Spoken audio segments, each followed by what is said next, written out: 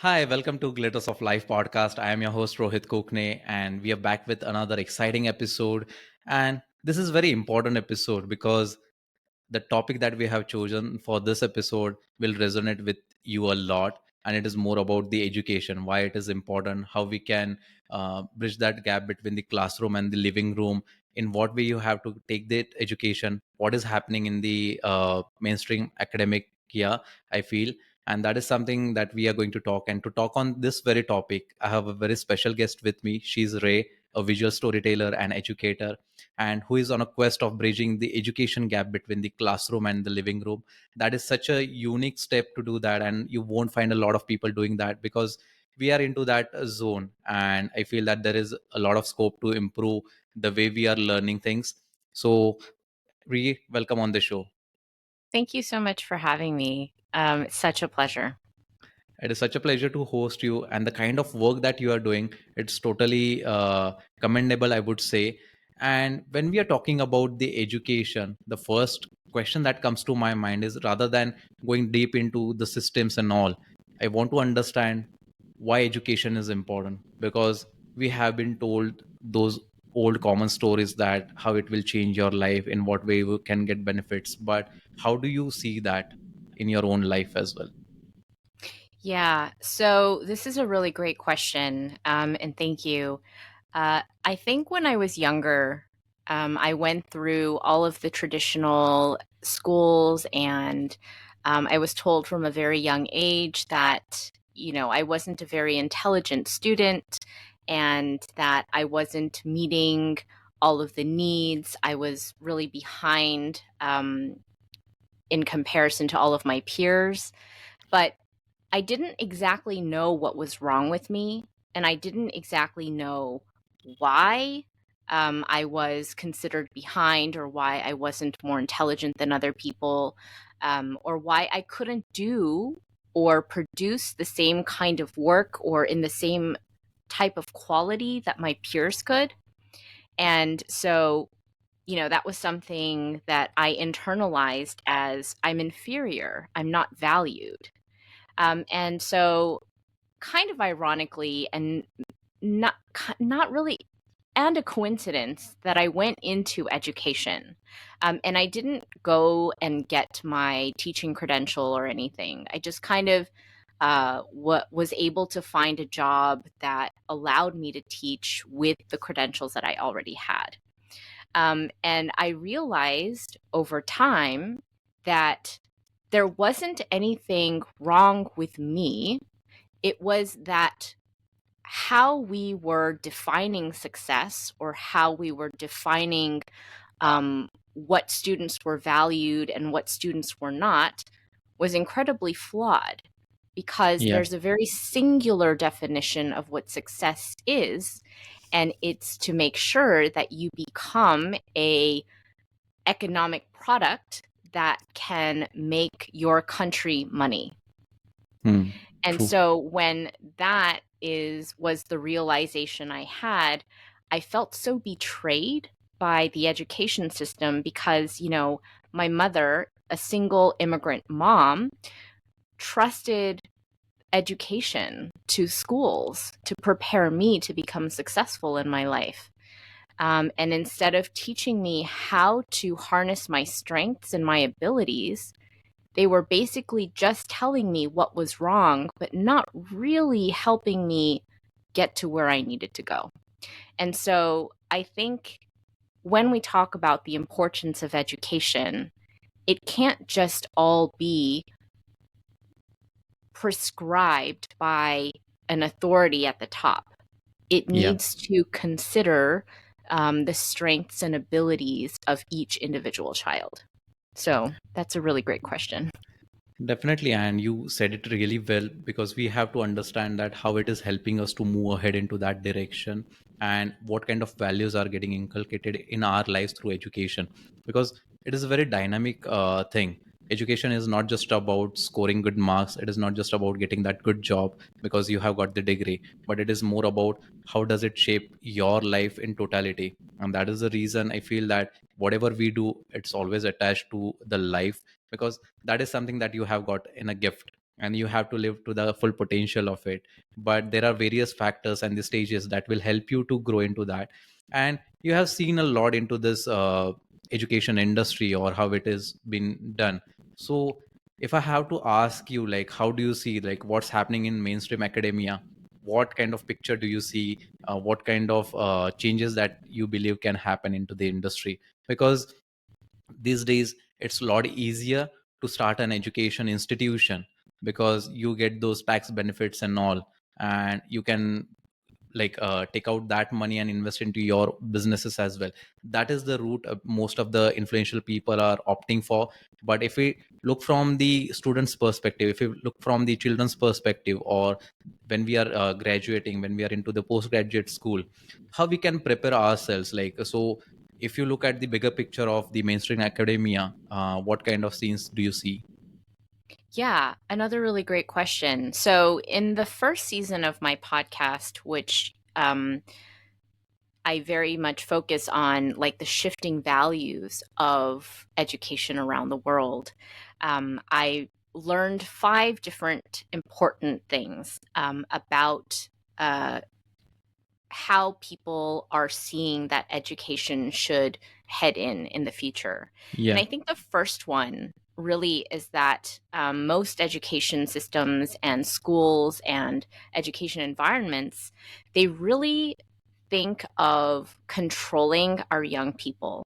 So it's like, we're going to tell you what needs to be done. These are the things that need to be learned. This is the time frame in which you are going to learn it. But this takes away from our students' ability to have their own agency, to live their own lives based on what they value. So we're taking away the ability for them to find their own success and lead their lives in a meaningful way. So that, I think that's like the most significant thing. But then I think the other four things are that our education system demands speed and accuracy, but this does not have long term benefits. And I think research significantly and consistently shows this. Um, and also, another one is that, our society has a narrow definition of success. Um, but another thing that research consistently shows is that anyone can overcome any obstacle Yeah. um, with the right resources and guidance. And I think you and I have talked about this in the past. And then the last two things are that, we measure the success of students on standardized exams, but test scores don't translate to success in the real world. And the last one is that, our education system really benefits from competition, but this leads to social inequities and it breeds social disconnection. And that's something that I think you and I have also talked about, is the importance of social connection and community building and relating to people. So yeah, so Right. those were the insights that I learned from my first season. I don't know if I answered your question, but Definitely, and it's more about what we see, how we can create that kind of an environment where we aren't competing, but we are collaborating with the people, so that each and every person can get the opportunity to learn in the same way. right. Because when we step into the corporate world, it's a very different scenario, and it doesn't prepare us. Like, if we compare the gap between how we have to be prepared for the corporate world and what we are taught in schools or colleges, there is a huge gap, and that has to be bridged, I feel. And it's more of the kind of culture that we have seen into the society, or however we are growing ahead into the education field. It's more about people are always focusing on the marks or the competitiveness of the children's, but it's more about their liking as well. We don't Yeah, have to neglect that part.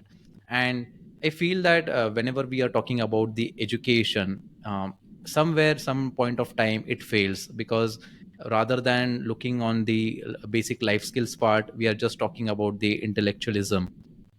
And absolutely. again, we are talking about the IQ, but no one talks about the EQ, which is emotional quotient of the students, how they are feeling, what kind of pressure they are feeling, how they can negate those or mitigate those risks where they don't feel comfortable about learning that subject, or in what manner or fashion you can create that more fun into those subjects.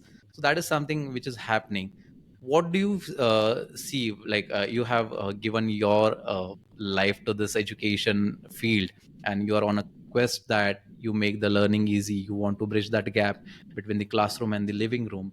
Parents have got the responsibilities for their children as well. Even the mentors or the people who are guiding students into their own journey are always being focusing on the intellectualism. They compare each and every student. How we can like negate these scenarios, these situations, and focus more on basic life skills? What has to be done into the education system for that? Yeah, another really, really good question. And this one is very multifactorial, I think. Yeah, And so my season, my podcast this season, season two, is focusing on the emotional awareness part, right? And amazing. the characters, the character, how we want to influence our young people, how we want to impact their character. What are the traits and abilities that they're going to need in order to be able to be flexible in the future, whatever the situation might be. And I think you and I both sort of value this ability to connect with people and to be able to communicate with people and to do it in a way where, we have compassion, we're empathetic, we don't want to have power over. We also don't want to have power under. We want to be seen as equals. We want to be able to be there for people, for one another, as two mutually able and equal people. Yeah, And the only way that we're going to do that is if we are able to teach our young people how to have emotional intelligence, emotional resilience, how to have mental stability, how to have confidence and self esteem, so that they don't perceive other people as threats because they're fully confident in what they're able to contribute in society, that they're not always trying to defend themselves or they're trying to offend the other people, to take their power because they don't have any. So I think the short answer is the best way that we can achieve that is by fostering and facilitating. I guess fostering is a better word. yeah. Fostering emotional awareness and emotional intelligence. Yeah, that's so good to know, and the insights that you have shared. I feel that these days the children are more hyperactive. The kind of concentration level they have got are like getting very low, because there is a lot to do. You have got a lot of resources, so they aren't sticking to that one thing. In our days, it was more about, like, if you have got the television at home, it is just the television. You won't be having any access, like, or the toys, or the outdoor games that we used to play. So all in all, you just develop that interest. But these days, it's more about, like, people are finding it difficult that what are our likings, what are the choices that a student or a children can opt for. And they're always comparing, like, oh, this X person is going for the singing or dancing classes, I should send my child to the same class that is learning some kind of abacus or phonics. I would be sending my children to that class. So we just have to see that what are our interests, like what child loves to do, how they are loving to take that education, in what way it will bring in the desired change, so that it prepares them for the future world. I feel those life skills are really important, and it will come slowly and steadily. But it's more about the awareness. The more you talk about it, people will start thinking more about it, so that they get the better knowledge and take that first step, that I'll be following a very different path. But I feel that, Ray, education is something that you can't miss out on, but it has to be equitable as well. Like, it has to be fair. it has to equal as well, because everyone should get the same resources. But if we consider, there are various gaps to it. For few people, the economic conditions would be a barrier. For few people, it would more be about the place they are into. They might not be getting the enough resources, and they might be having some kind of limitations as well. So how we can ensure or address that these educational inequities and can be addressed, and how we can again ensure that everyone get a fair shot at success? Because I feel that if every person or every child in that classroom is competitive, I feel that it would be more kind of an enjoyable process for each and everyone.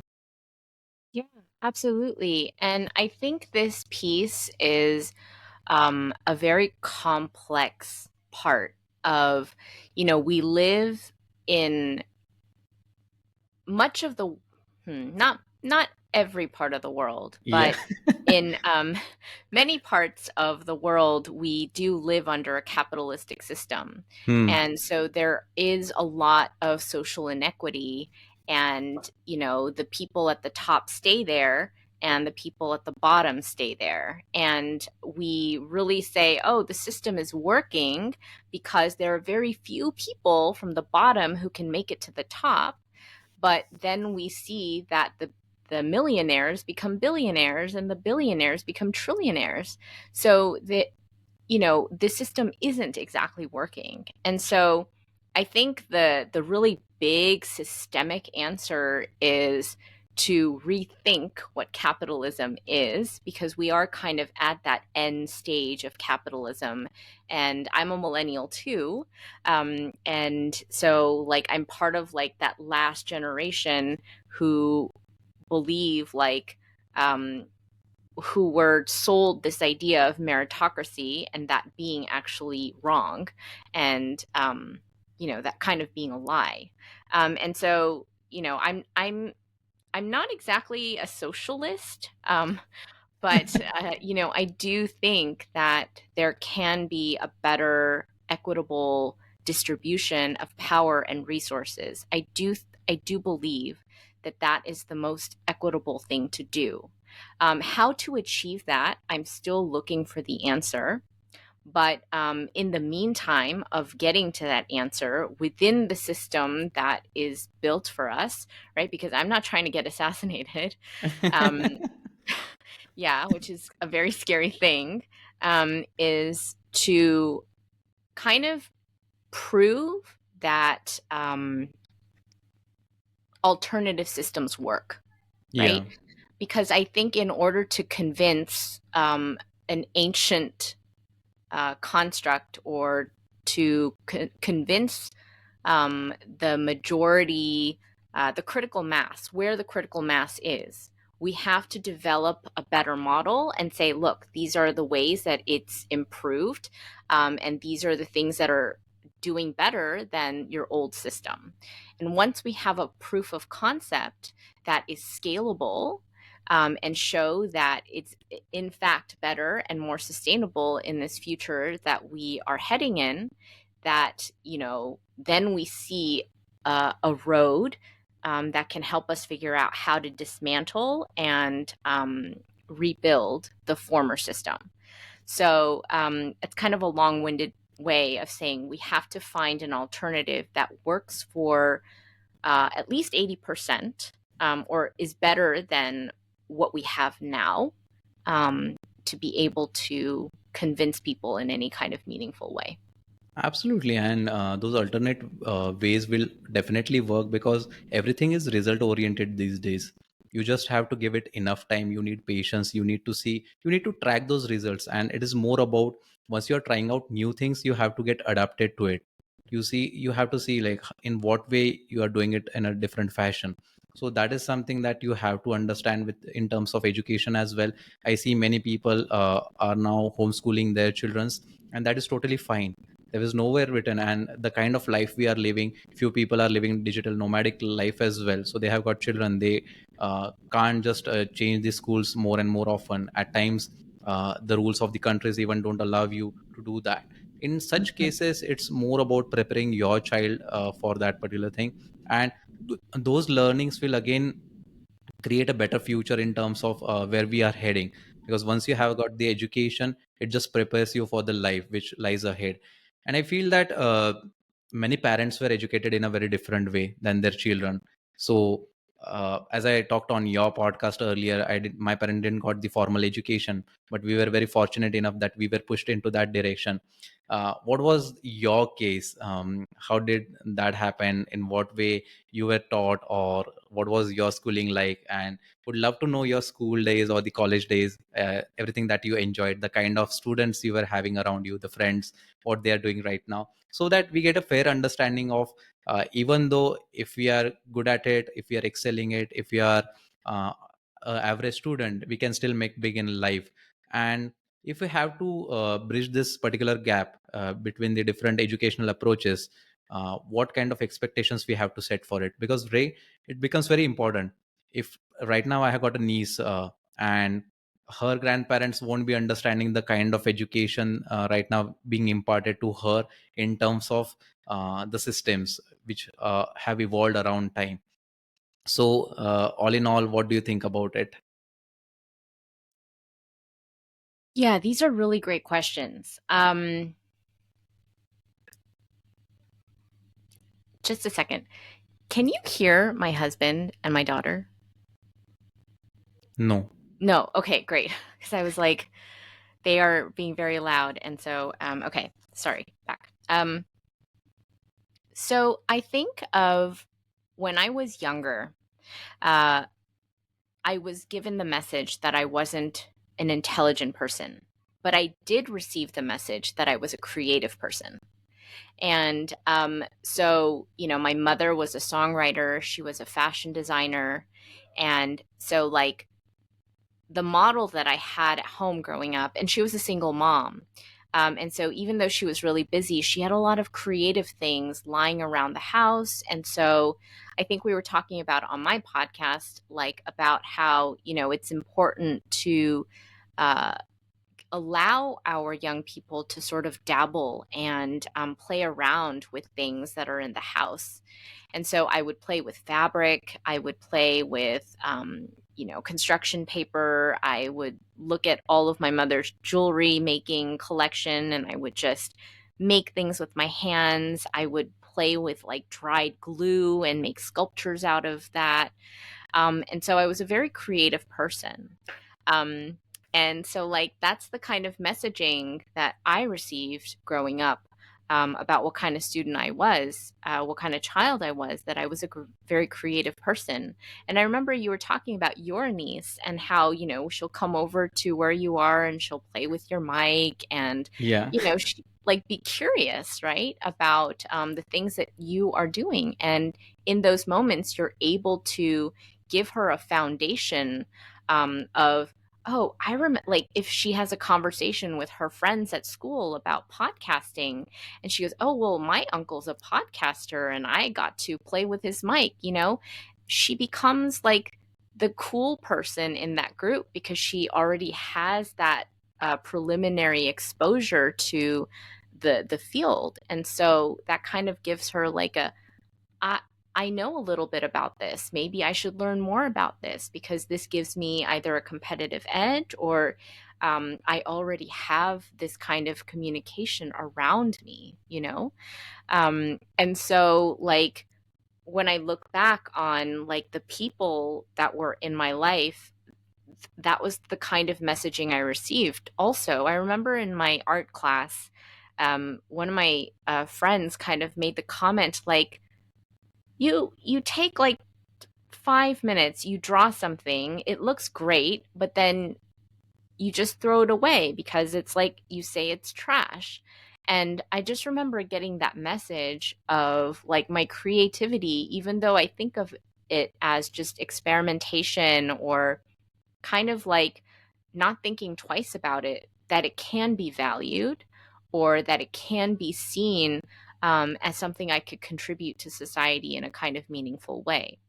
And so when I look at the people around me, they went off and did more practical things. Like they went into medicine, they went into engineering, they went into journalism, they went into things that kind of had a lot of practical value. Um, and so when I was an art major actually when I went to college, because I couldn't think of what else I could do, because I didn't really excel in anything practical. I struggled with computer science, I struggled with math, I struggled with writing. I struggled with anything that required executive functioning because I have like serious ADHD and lots of other neurodivergent conditions. And so art was really the only way that I could express myself and think in a way that I was validated positively for. Um, so I guess in some, I was a very creative person, and my friends and peers were practical people. And now we're in this age of uh, maybe some of those practical jobs being obsolete, Hmm. and is maybe now the age for creativity. Absolutely. And again, it prepared you for life. There's nothing you have to repent or feel sad about. It's more of that. It usually happens because when we talk about doing different things, people are doing a lot of different things. During my college days, I was just taking this education. I didn't do anything apart from that. And that is the thing I always feel sad about because I had a lot of time. I could have done a lot of things. I could have started my podcast earlier. I could have done anything different, more creatively is what I believe. But Mm, you just need the right time and the exposure to it so that it can happen. And with your journey, I feel that everyone would be able to relate that it is still possible. The way you grow, the way you see things, you understand them and then make a way out of it. I feel that it just prepares you. And these days, if we look at the education system or the kind of structure they have built, people are like the body is always pushing people to just uh, graduate them or pass them on a recurring basis even if they are not good. So I think that is the major problem. We have taken away the right of students to fail. mm. Even so, students should not be allowed to feel dignified about being mediocre or defiant. What do you think about it? Because I have failed in my life in terms of like various things. I couldn't make a successful career out of the sports. I couldn't score well in mathematics during my college days or so. That is something that has happened with me as well. I don't feel bad about it. It is Mm. just the part and parcel of your life. So what do you think if a student fails, what has to be done, how we can communicate that factor, and what should be the ways around we can prepare them to not face that failure? That is such a good question. And I was kind of writing about this because I saw a post um, earlier today about do you know who Greta Gerwig is? Yeah. Yeah, so I saw a post that said, like, she was rejected from every film school, and now she has three Oscar nominated films. And I was just thinking, like, people ask a lot. People are very curious about what success is, Hmm. um, and what makes someone successful. And I was just thinking, I think the answer is failure. I think that failure is what leads to success. And anytime you try to avoid failing, or anytime we teach someone how you succeeded, you take from them the opportunity to be successful because you're Hmm. taking away their ability to fail. So I don't know. That was just kind of an idea that I had today when I saw that post. So I'll be writing a little more about this, but yeah, that's what initially came to mind. Absolutely, and it's more about how do you see your entire life. That failure could be a momentary thing; it doesn't define your entire life. We just have to pick our bags and just move ahead. Right. There are better things, there are better opportunities that will come to you, and it's more about the creativity. I could totally relate to your journey of being creative, how you were good at crafting things and everything that you did, because not many people will be able to do that. If I had that opportunity, like it felt like mediocre thing. the arts has got no demand. But right now, if we talk about the arts thing, it's more in fashion, like the fine arts, or I won't say fashion, but it's more trending. It offers you a various dynamic perspective of how you see your life, in what way you can grow, and it has become necessary. So you can find a lot of engineers, you can find a lot of doctors, but these are the creative fields where you apply your brain, how you see things. It's totally different. Otherwise, the engineering thing is practical. You have to just see it in a very practical way. This is the kind of a structure, and you just have to follow it or adhere to it. Medicines, you have to give the right medicines, then you will be getting the right results. But the creative part is more about playing with yourself, see, testing the results, and then coming at the conclusion of like, hey, I'm loving it or not. And then you can decide the future course of action in terms of education as well. So it just prepares you for the better understanding of that topic. And when we are talking about the skills and all, Ray, I feel that there were various topics that we wished we would have been taught, but that wasn't the case. The subjects as well. So, what kind of topics or skills do you believe are under addressed, I would say, in current education system? Because right now in 2024, a lot of things has changed. We being millennials, we have seen what was our era, and right now we can reflect on to those parts. So, what kind of system should be in place where there could be a focus on to preparing the next generation for the future course? Yeah, another really great question. So, about 10 years ago, I read a book called A Whole New Mind by Daniel H. Pink. And that was the first time someone ever, someone who I respected, ever said that creativity has value in our practical driven world. And the reason is because he said that in the past was driven by people with left brain skills, the ability to be analytical and logical, and lots of those types of left brain skills. But he said in the conceptual age that we're going to need to develop six particular right brain aptitudes in order to stay competitive or be prepared for the future. And these six things were like meaning, empathy, storytelling. Um, I forget the other three. I think play and design thinking, and there was one more, symphony, I think. Okay. And so he was saying that we need to be able to teach these things, or be able to get our young people, or just anyone really, to be able to use these skills in our everyday lives in order to stay competitive, or to be relevant, or to stay relevant and not become obsolete.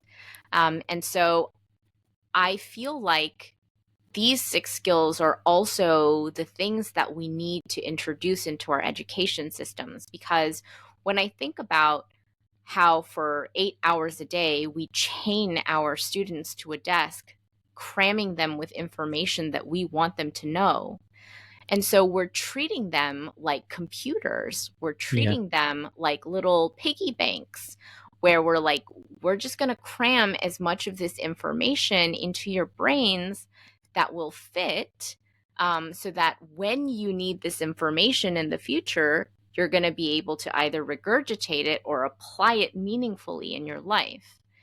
But that isn't the way that life works. Like if I learned how to use the Pythagorean theorem in math class, I'm pretty sure when I'm going to need it, they're not going to say, "What's the Pythagorean theorem?" Right? And so I think we have to be teaching, or be able, we have to create systems where we're allowing our young people to apply what they know in contexts that mimic real life scenarios.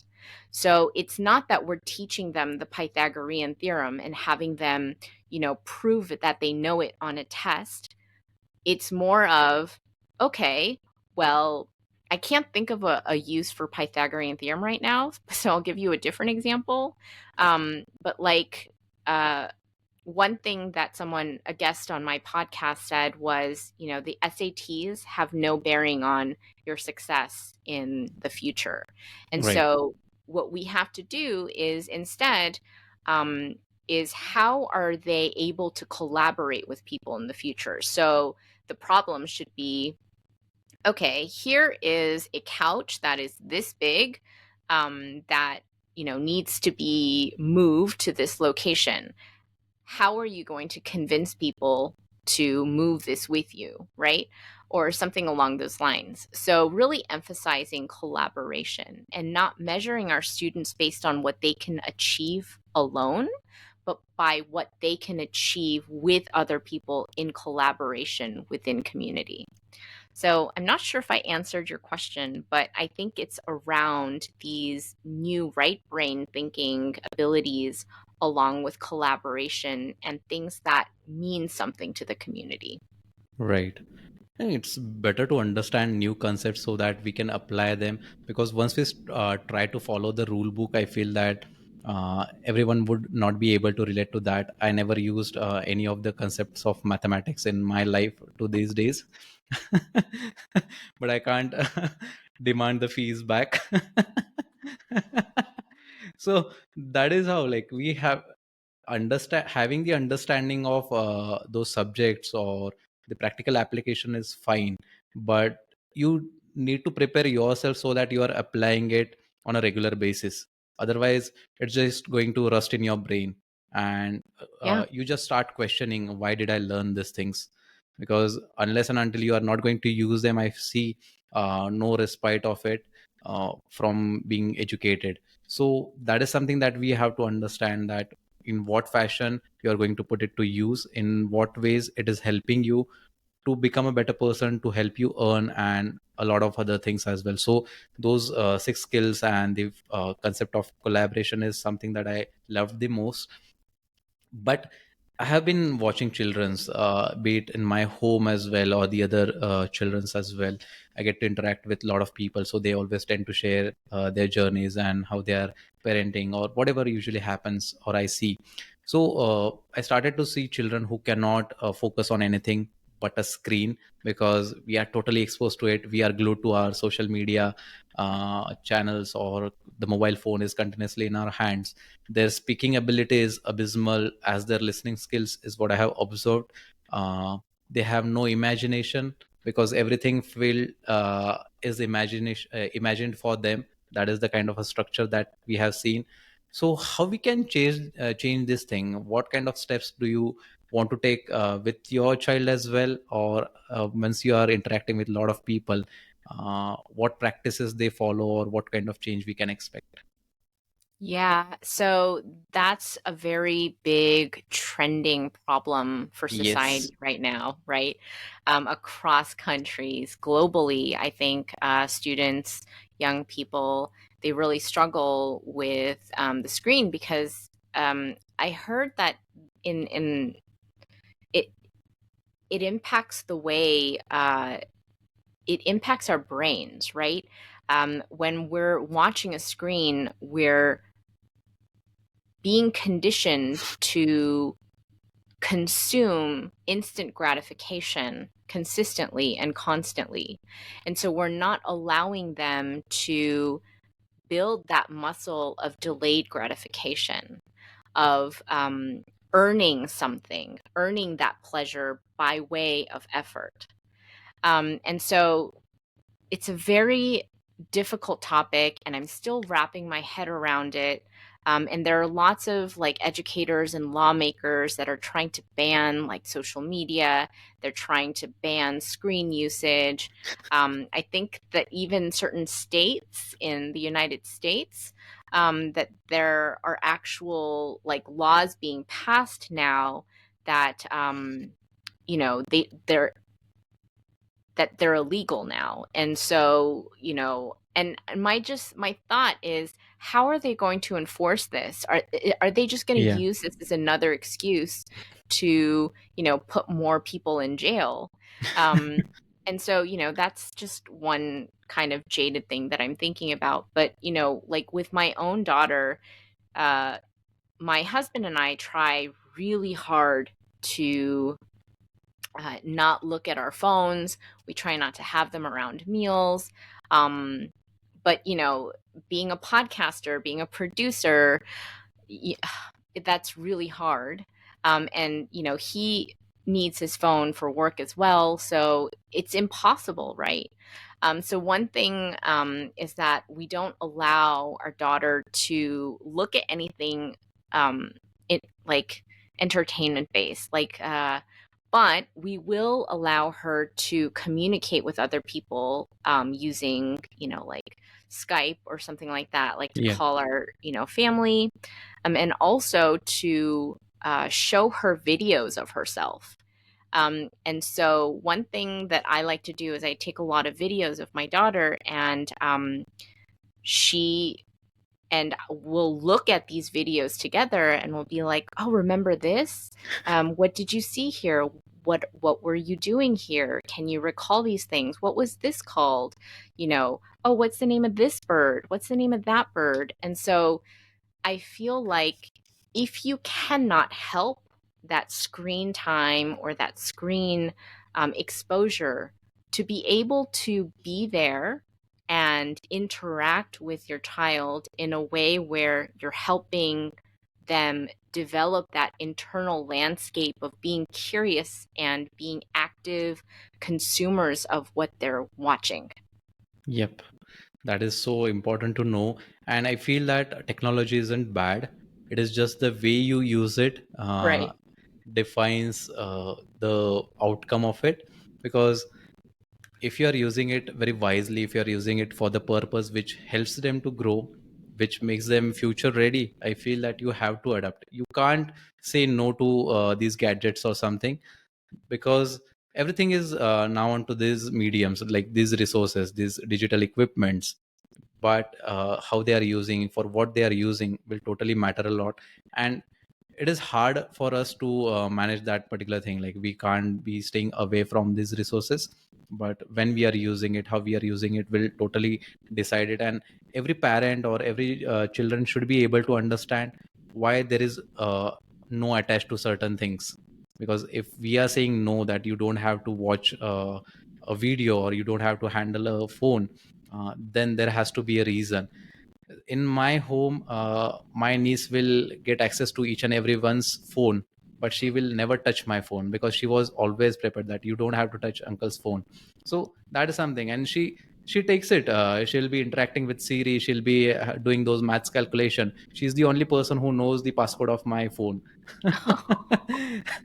So it's a two-way thing. Like, she won't be touching the phone as well to watch those videos, but she's the only person who will be interacting with the AI and all things. So how do you use it, in what way you use it, will totally Right. define it. And I feel that it's a collective effort. But when we think from the school perspective or the college perspective, I feel that most of the teachers aren't trained in the skill of teaching. uh, Mm, it's more about, they know the syllabus and they just have to complete that. But I feel teachers need to master the structure of the subject content, the order, the time frame, as well as how they are teaching. So what do you think about these elements as well? Like, what kind of changes are needed into this? Because we are not just eyeing to complete that syllabus, or to help them, people understand these are the 10 chapters of the subject, your syllabus is over, now you're into the next goal. So what kind of changes that we can say into this order as well? Yeah. So, if I'm interpreting your question correctly, or, you know, what that makes me think of is this idea of prescription, right? Like Yeah. our education systems, our schools, our educators telling us what they want us to learn. Right. And I feel like that's very counterproductive, at least the way that my brain is wired. Um, I think I have ADHD. I'm pretty sure I have ADHD. And I literally cannot focus on something that I'm not interested in. Like, I will, like, even if I want to, like, a part of myself wants to, if I'm not interested in it, it is so hard for me. Like, I will literally look at a book and read the same paragraph like 7, 8 times, and I still will have no understanding of what I read. And so I think one thing is we have to understand how our brains are wired. And we also have to be mindful that not all young people are able to have the same type of emotional maturity Yeah. or executive function ability as everybody else. And so to prescribe and expect people to produce the same thing as their peers, I feel is very irresponsible, and it's a waste of time and it's a waste of human potential. Because when I think about what we're able to do together as a society, if we all follow our curiosities, we will be able to grow forests. Hmm. Forests we didn't even know that we could grow if we work together. And so instead of telling our young people, you have to grow this very specific thing that we are telling you to grow, even though you might be like, if you're a lemon seed and the system is saying, okay, you have to grow an avocado, the lemon seed is not going to be able to do that. It's going to maybe try, but it's going to think that, it's stupid or that it can't possibly produce it because it's not an avocado. Right. And so I think if we say grow what you can, we'll give you the resources and the guidance to grow what you would like, I think that would be a better use of our time and energy. And I think our students are going to be so much happier.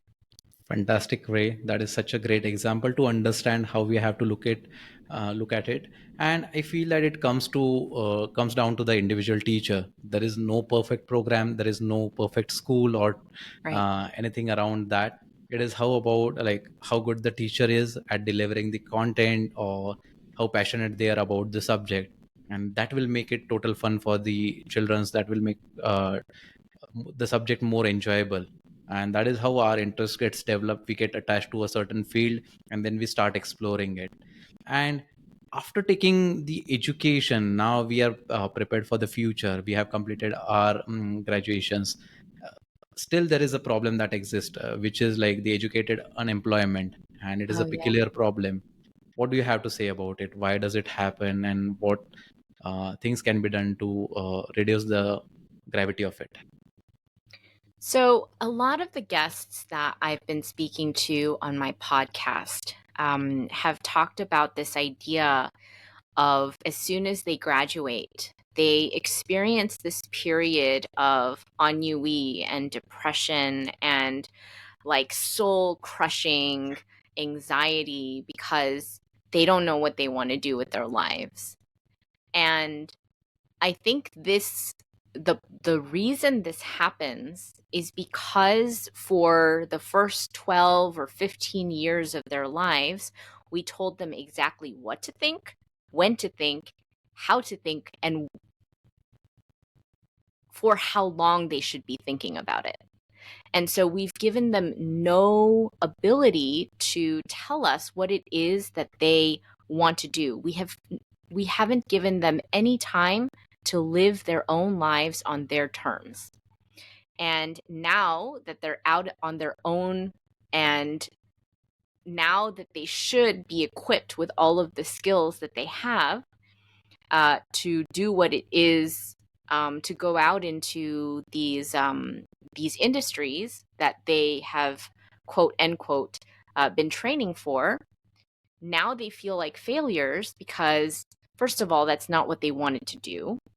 They've abandoned themselves to do what their parents or their teachers wanted or expected them to do. And so that's one really harmful thing, is that they don't know what they want to do. And also, this entire time, they've been given grades and report cards that say, hey, you're really great at math, you're great at social studies. But these are all isolated and contrived skills, right? Yeah. You don't just go out into the world being really good at math, and then there's a job for you, right? You have to know, okay, well, maybe you don't know what fields are going to require the skills that you're actually good at. And just because you were able to prove what you were good at on standardized exams does not mean you're going to be able to apply them in real world situations. And so, one is that we strip them of their agency to developing what they are good at or what they enjoy. And then we also don't give them any real world opportunities to either shadow people or do internships before they graduate, that they really don't know how to apply what they know to what they should be doing. And so the unemployment that comes as soon as graduation hits, uh, I think those are the symptoms or those are the reasons that lead to those types of things. Well explained, Ray. And I feel that we should all have the emotional control, because if these days we see children's, they'll be throwing things, they'll be yelling, they'll be watching porn on school issued technologies. That is something which will hamper their growth. And it is a serious issue. We can't just neglect that. It is just one small act. They might be rectifying it. But if it becomes a habit, it is very hard to control, to bring back them to the basics. So it's more about the repercussions that may have on to their behavior. And the whole day, as you said, children are just trying to listen to what teachers are saying, but how they are applying. And it is very hard to control a whole class of like bunch of 30-40 childrens, because each and every person is different. You can't just ask each and every person to just sit quiet or do that in a similar fashion. So I feel that it's more about developing that competency. So, if I have to ask you in a brief that how we can increase the competency with respect to the children's or whatever we are learning, how we can do that on an individual level, because all the time we can't rely on the education system, all the way we can't rely always on to the parents or the teachers or the guides who are mentoring us. So, on individual level, how we can do that? Yeah, that's a really great question. So, I was an art major and I went to grad school for filmmaking. And I think what a lot of people think that people who major in art can do is, oh, you must be able to draw really well, or you must be able to paint really well, or there are these certain expectations that people have of art majors. And one thing that I want to say is that yes, we do learn those skills if we want to. But one thing that I feel like is an important skill that we learn by majoring in art or going to film school is project management, Yeah. and being able to turn your ideas into a prototype very quickly. And so I feel like a lot of my studio assignments were thinking about, your emotional landscape and then creating projects that can um, kind of contribute meaningful conversation topics or things that we want to solve in society um, to the forefront. And so those were the things that we were sharing. And so it was really a lot about like problem solving. What does society need? And how can we improve society with our thoughts, our abilities, our creative perspective? And we were able to do a lot of make a lot of projects around that. And so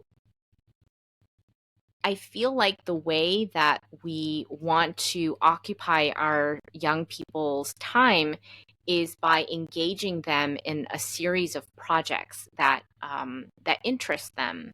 So I think one idea that I was sharing with you before is this idea of creating a podcast curriculum Yeah. for like social connection with people in society, because we live in a borderless world now. You know, you're in India, I'm in South Korea. You know, like who knew that this could be possible 20 years ago, that Right. I could be having a meaningful conversation with someone in another country? And so, one project that I would really like to give my daughter is the ability to start her own podcast in whatever form that she would like, to be able to talk to people that have different perspectives and different ideas than she does, and to do it in a way that allows her um, to work on, you know, a hypothesis of her own or an idea of her own. Like my podcast is about um, solving or reforming education systems. Yeah. And that's a project that's really important to me. And I'm able to do that with one conversation at a time. So I think helping our students develop these small projects that are like, well, what problem in the world do you want to solve? And how can we harness your communication abilities and your ability to connect with other people to help you solve that problem?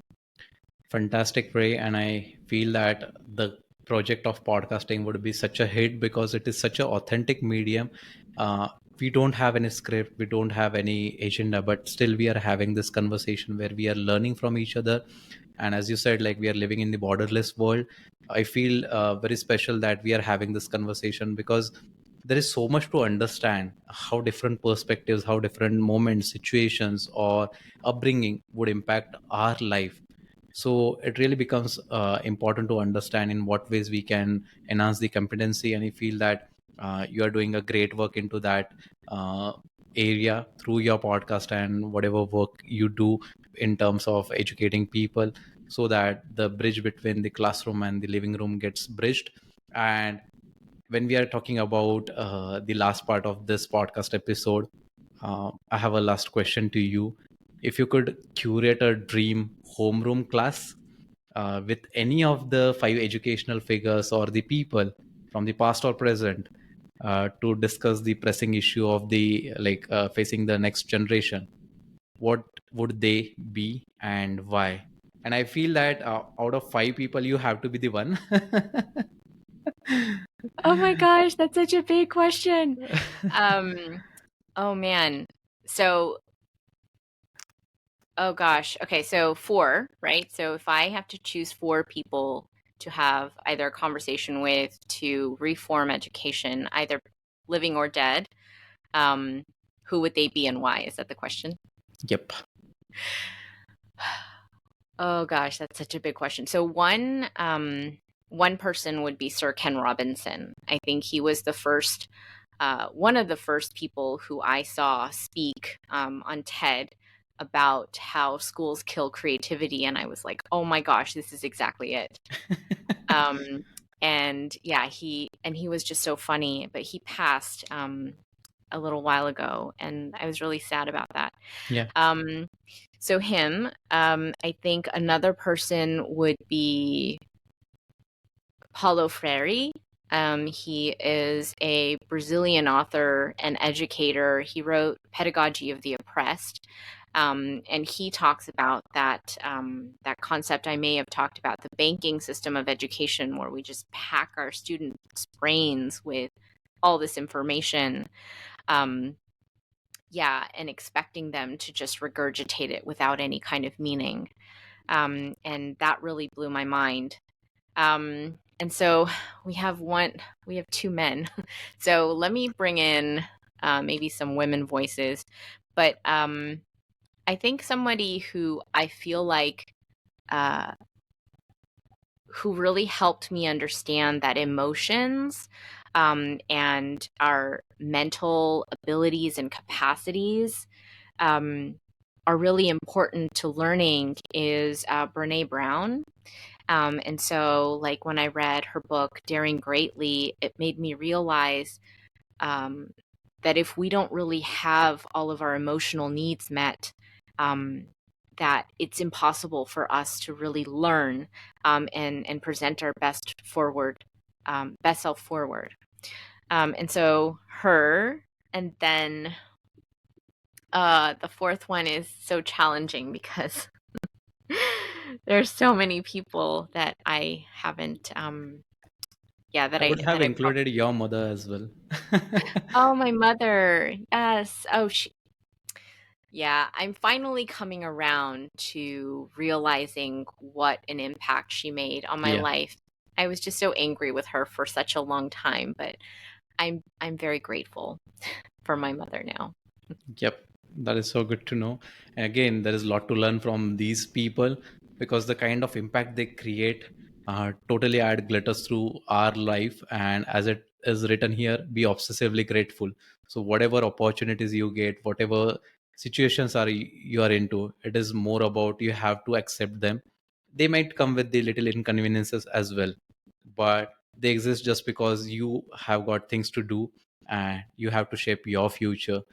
And again, your quest through your podcast and being an educator, I feel that you have been doing a lot and changing that scenario by having those conversations and putting in a lot of work, requires applaud as well. And Ray, thank you so much for taking out time for this conversation. It really means, and I'm really sure that more and more people who are going to watch this episode might be able to relate to their journey, to the things that they can do differently, and spread a word around so that not each and every person would be following the same path or the same structure, but they can do something in a very different fashion so that the generation which is upcoming, or the kind of people who we want to be in next 3 or 5 years or 10 years, we can always have that opportunity to change ourselves as well. So thank you so much.